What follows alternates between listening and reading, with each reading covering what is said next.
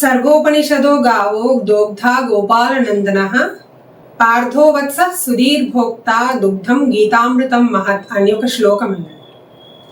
అంటే ఏంటి, అన్ని ఉపనిషత్తులు ఆవు లాంటివైతే ఆ పాలు పితికేవాడు ఎవరయ్యా అంటే మన గోపాలనందనుడైన కృష్ణుడు. పార్థుడు లేగదూడ వంటివాడు. పార్థుడు అంటే అర్జునుడు లేగదూడ.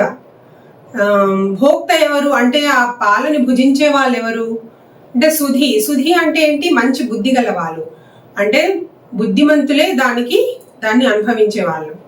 మరి ఏంటయ్యా వచ్చిన పాలు అంటే దుగ్ధం గీతామృతం మహత్. గీత అనే అమృతమే ఆ పాలు, పితికిన పాలు అనమాట. అంటే అన్ని ఉపనిషత్తులు ఆవులాంటివైతే ఆ ఉపనిషత్తుల సారాంశాన్నంతా పరమాత్ముడైన శ్రీకృష్ణుడు పాలలాగా పితికి ఇస్తే దాన్ని ఎవరు అనుభవిస్తున్నారు? మంచి బుద్ధి గల వాళ్ళు అనుభవిస్తున్నారు. ఇదేంటి, ఇది గీతా మహాత్యాన్ని తెలిపే ఒక శ్లోకం. ఈరోజు గీతా జయంతి. ఈరోజు ఏంటి, భగవద్గీత ఈరోజు ఆవిర్భవించిన రోజు అని మనం భగవద్గీతకు సంబంధించి ఒక జయంతి, ఏదైనా పుస్తకానికి ఇంతవరకు జయంతి ఉండడం చూసారా? అది కేవలం భగవద్గీతలోనే ఉంటుంది. ఎందుకంటే అంత గొప్ప భగవద్గీత. ఏంటంట ఇంత గొప్పతనం భగవద్గీతకి అంటే, పరమాత్ముడైన శ్రీకృష్ణుడు మహావీరుడైన అర్జునుడు యుద్ధరంగంలో మాట్లాడుకున్న మాటలు వాళ్ళే పోనీ ఆ పక్క పెట్టేద్దాం. పరమాత్ముడు కృష్ణుడు, అర్జునుడు మహావీరుడు, అది పక్కకు పెట్టేస్తే వాళ్ళు ఎవరు ఇద్దరు మాట్లాడుకుంటున్నారు. అంత గొప్ప విషయం ఏముంది అందులో? చాలా మంది చాలా మాట్లాడుకుంటూ ఉంటారు.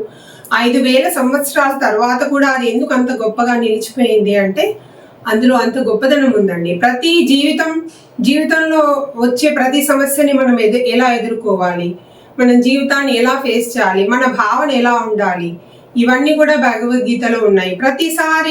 ప్రతి తరంలో భగవద్గీత మహత్యం చెప్పే వాళ్ళు ఎంతో మంది మహానుభావులు భగవద్గీత మహత్యం చెప్పారు. అయితే ఇప్పుడు నేను కొత్తగా చెప్పేది ఏం లేదు, అది చాలా మందికి తెలిసిన విషయమే. మనం దాన్ని ఎలా ఇంప్లికేషన్ చేయాలి? ఇంకోటి ఏమంటారంటే భగవద్గీత అనేది అధ్యాపన గ్రంథం కాదు, అనుష్ఠాన గ్రంథం అని. అంటే ఏంటి అంటే మనం కేవలం భగవద్గీత శ్లోకాలు ఇలా పట్టేసి చదవడం కాదు. ఆ శ్లోకంలో ఏముంది అని అర్థం చేసుకొని దాన్ని మనం జీవితంలో అనుష్ఠించాలి. అంటే దాన్ని ఆ రకంగా మనం ప్రవర్తించాలి. సో అది గీత యొక్క పరమ ఉద్దేశం. దాంట్లో ఏమున్నాయి, సనాతన ధర్మానికి మూల స్తంభాలు ఉంటాయి కొన్ని. పునర్జన్మ సిద్ధాంతం, కర్మ సిద్ధాంతం, భక్తి యోగము, నిష్కామ కర్మ, ఇవన్నీ కూడా భగవద్గీత ద్వారానే మనకు వచ్చినాయి. ఇప్పుడు దీన్ని మనం ఎలా ఇంప్లికేషన్ చేసుకోవాలి, మన జీవితంలో ఎలా దాన్ని ప్రవర్తించాలి అంటే, ఉదాహరణకి ఒక ఎగ్జామ్ రాసే స్టూడెంట్ ఉన్నారనుకోండి, అర్జునుడి లాగా చాలా ప్రిపేర్ అవ్వాలి. మొత్తం ఎగ్జామ్ కోసం మనం చక్కగా చదువుకోవాలి. ఏం క్వశ్చన్స్ వస్తాయి, ఎలా వస్తాయి అర్థం చేసుకొని ప్రిపేర్ అయి ఉండాలి. సో తర్వాత ఏంటి, మనం రాయాలి, అంటే కర్మ చెయ్యాలి. రాయకుండానే రిజల్ట్ రాదు. సో కర్మయోగం అంటే అదే, మనం రాయాలి, ప్రిపేర్ అవ్వాలి, ఎగ్జామ్ రాయాలి. చక్కగా రాసిన తర్వాత రిజల్ట్ ఏమొచ్చింది, నీకు 90% వస్తుందని మీరు ఎక్స్పెక్ట్ చేశారు, 60%, 70% వచ్చింది. సరే పర్వాలేదు, మనం అయిపోయింది, రాయడం పాట మనకు అయిపోయింది. రిజల్ట్ గురించి మనం ఎక్కువ ఆలోచించవద్దు. మనకున్న నాలెడ్జ్, ఆ ప్రిపేర్ అయినప్పుడు మనం పొందిన జ్ఞానం అనేది ఎప్పటికీ ఉంటుంది. రిజల్ట్లో మార్కులు ఎక్కువ తక్కువ రావచ్చు. ఉదాహరణకు ర్యాంక్స్, ఈ కాంపిటేటివ్ ఎగ్జామ్స్ ఉంటాయి, మనం ఇంత ర్యాంక్ వస్తుందని ఎక్స్పెక్ట్ చేస్తాం, కొంచెం రాదు, తక్కువ వస్తుంది.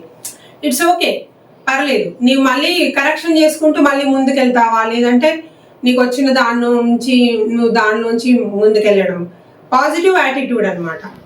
సో దీనివల్ల ఏమవుతుంది, ఇప్పుడు చూస్తారు కదా, మీరు చాలా మంది చూసుంటారు, ఎగ్జామ్స్ తర్వాత రిజల్ట్ రాలేదు, లేదంటే ర్యాంక్ రాలేదు.